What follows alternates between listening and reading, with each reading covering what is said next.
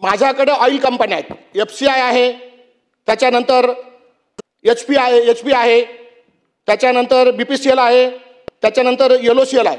अध्यक्ष महोदय, कमीत कमी 25,000 गाड्या रोज ह्या गोडाऊनमधनं, गव्हाचं असेल, ऑइल असेल, गॅस कंपनी असेल, याच्यामधून ह्या रस्त्याने रोज मनमाड शहरातून मध्य भागातून रोज ये जा करतात।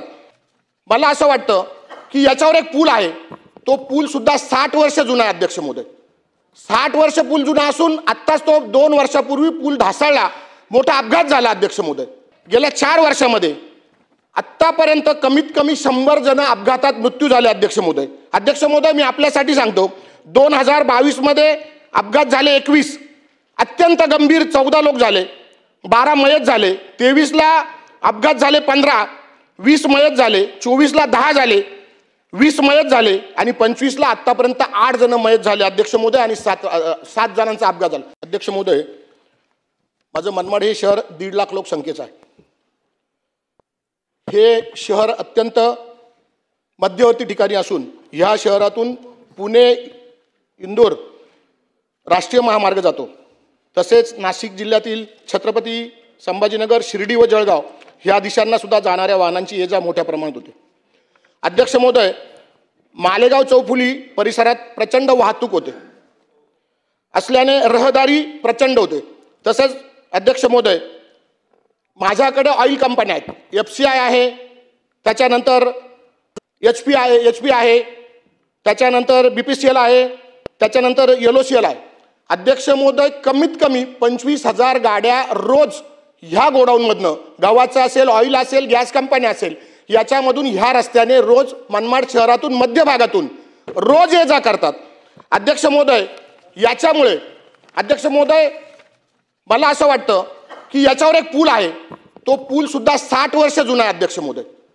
60 वर्ष पूल जुना असून आत्ताच तो 2 वर्षापूर्वी पूल ढासळला, मोठा अपघात झाला अध्यक्ष महोदय, तो कमकुवत झालाय अध्यक्ष महोदय।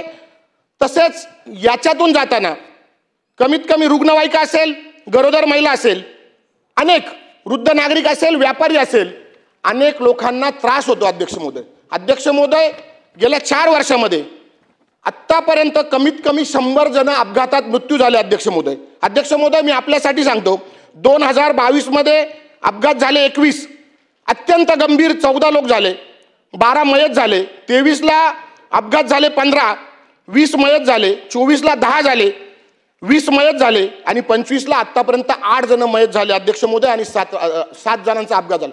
अध्यक्ष महोदय, मला सांगायला दुःख होतं की माझ्या मतदारसंघातले अनेक कुटुंब उद्ध्वस्त झालेत, अनेक अपघातामध्ये अपंग झालेत अध्यक्ष महोदय। फक्त हे सगळं झालं ते ह्या रस्त्यामुळे झालं अध्यक्ष महोदय।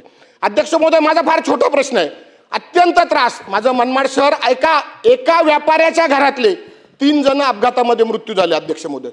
माझं मंत्री महोदयांना तुमच्या माध्यमातून एक विनंती आहे अध्यक्ष महोदय की हा जो रस्ता आहे, ह्या रस्त्यासाठी आम्ही अनेक दिवसापासून भांडतोय या रस्त्यासाठी, तर मला असं वाटतं की मनमाड शहरांचा हा त्रास किंवा ह्या नागरिकांचा, व्यापाऱ्यांचा, अबालवृद्धांचा, तरुणांचा, विद्यार्थ्यांचा हा त्रास अध्यक्ष महोदय कमी होईल, कधी कमी होईल आणि हा कमी करण्यासाठी अध्यक्ष महोदय याला एक बाह्य वळण रस्ता द्यायला लागेल अध्यक्ष महोदय आणि बाह्य वळण देण्यासाठी त्याला भूसंपादन करायला लागलं अध्यक्ष महोदय आणि जर बाह्य वळण रस्ता होत नसेल अध्यक्ष महोदय तर कमीत कमी मालेगाव चौफुलीपासून तर कॉलेजपर्यंत, ट्रेनिंग कॉलेजपर्यंत आम्हाला एक चांगला PWDच्या माध्यमातून अध्यक्ष महोदय पूल द्यायला लागेल अध्यक्ष महोदय।